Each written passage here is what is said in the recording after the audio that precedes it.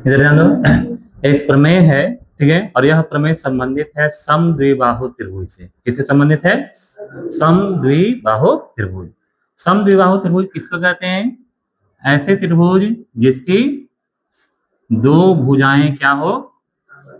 आपस में बराबर हो, ठीक है। तो ऐसे त्रिभुज को क्या कहते हैं? समद्विबाहु त्रिभुज।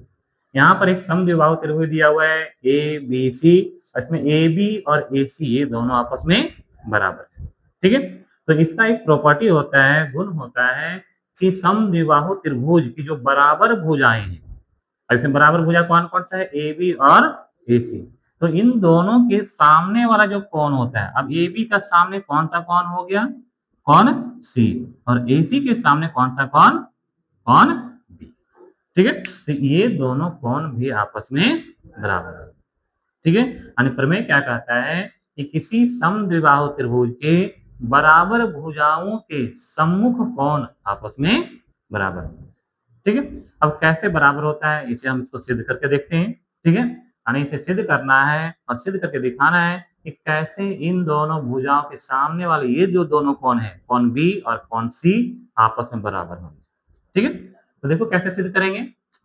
तो सबसे पहले क्या करते हैं, एक समद्विबाहु त्रिभुज लेते हैं, ठीक है, और मान लेते हैं कि माना ए बी सी क्या है? एक, ठीक है, समद्विबाहु त्रिभुज है। और इसमें क्या है कि ए बी बराबर है किसके? ए सी। मान लिया कि ए बी और ए सी ये दोनों आपस में क्या है? बराबर है। हमें सिद्ध क्या करना है? सिद्ध करना है कि इन दोनों के जो सामने वाले कौन है, कौन बी और कौन सी, ये दोनों आपस में बराबर बराबर, अर्थात कौन बी बराबर कौन सी, इन दोनों को आपस में बराबर करना है, ठीक है। अब बराबर करने के लिए हम यहाँ पर तो इसको सर्वांगसम अभी नहीं कर सकते हैं। सर्वांगसम हम कब करते हैं? जब हमारे पास कितना त्रिभुज रहता है? दो त्रिभुज। यहाँ पर आपको दो त्रिभुज दिखाई पड़ रहा है? नहीं, केवल कितना है? एक ही त्रिभुज है। और एक ही त्रिभुज को हम किसके सर्वांगसम करेंगे? इसके लिए हमें एक और त्रिभुज चाहिए, ठीक है। हम क्या करेंगे, इसी एक त्रिभुज को दो त्रिभुजों में बांटने का प्रयास करते हैं। और दो त्रिभुज में बांटने के लिए हम क्या करेंगे, इसमें बीच में एक शीर्षलंब खींच देते हैं, ठीक है। यानी यहाँ पर हम रचना करते हैं अपने से, क्या रचना करते हैं कि ए से, ठीक है, एडी, ए से क्या किए? एडी लंब खींचे, किस पर? बीसी पर, ठीक है। यानी एडी जो है वह परपेंडिकुलर ड्रॉ किए हम किस पर? बीसी पर, ठीक।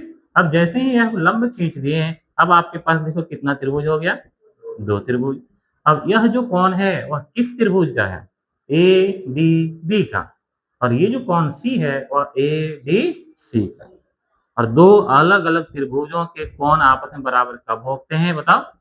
जब ये दोनों त्रिभुज सर्वांगसम होते हैं, ठीक है। तो इन दोनों कोणों को बराबर करने के लिए हम क्या करेंगे? इन दोनों त्रिभुजों को सर्वांगसम करें। कौन कौन सा त्रिभुज? त्रिभुज ए डी बी और ए डी सी, ठीक है।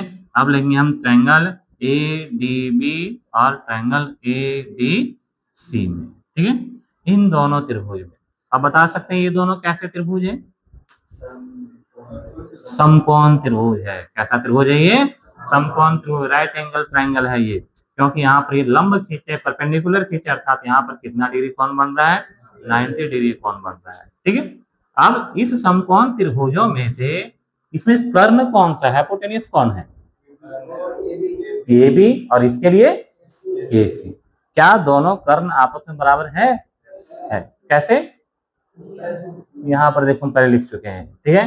यानी इन दोनों समकोण त्रिभुज, ये दोनों समकोण त्रिभुज है, ठीक है। दोनों समकोण त्रिभुज में जो इसका कर्ण है ए बी इक्वल टू है किसके? कर्ण ए सी के। कैसे? प्रश्न से। कैसे? प्रश्न से। ये दोनों आपस में बराबर है। और कुछ बराबर दिखाई पड़ रहा है?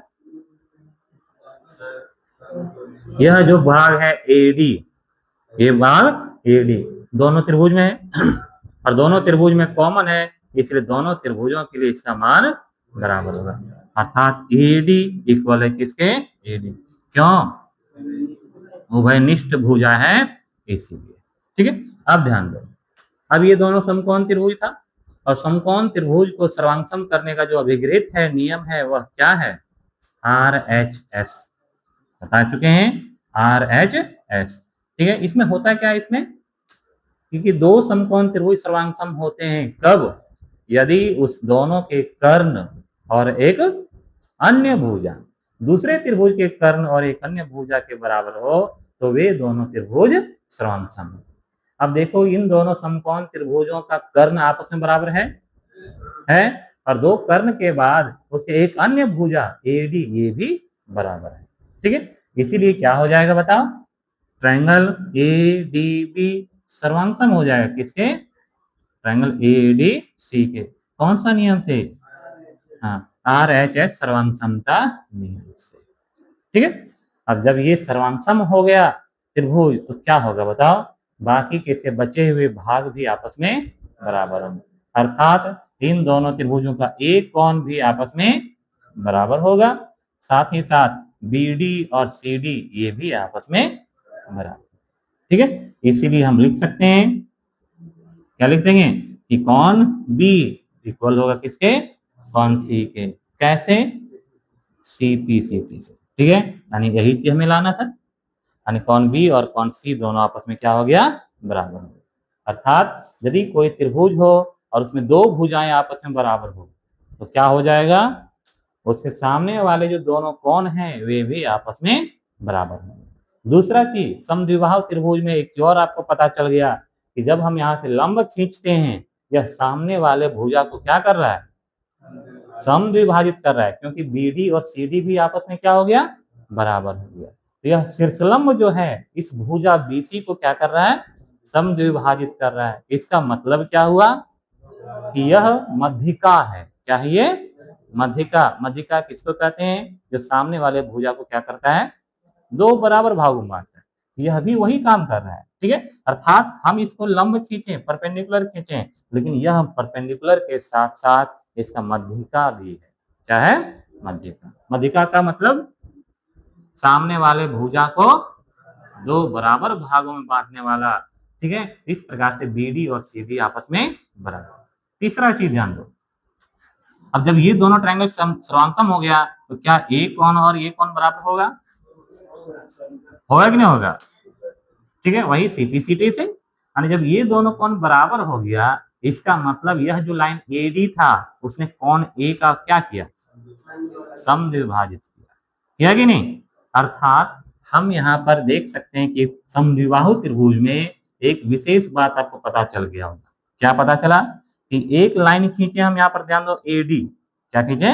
AD। अब यही AD इस त्रिभुज के लिए शीर्षलंब भी है। ठीक है, यही AD इस समद्विबाहु त्रिभुज के लिए क्या है? मध्यिका भी है।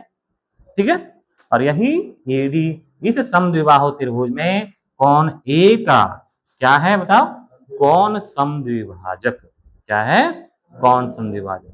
यानी यह AD इस समद्विबाहु त्रिभुज में तीन प्रकार से कार्य कर रहा है कि नहीं? पहला लंब, दूसरा मध्यिका और तीसरा कोण समद्विभाजक।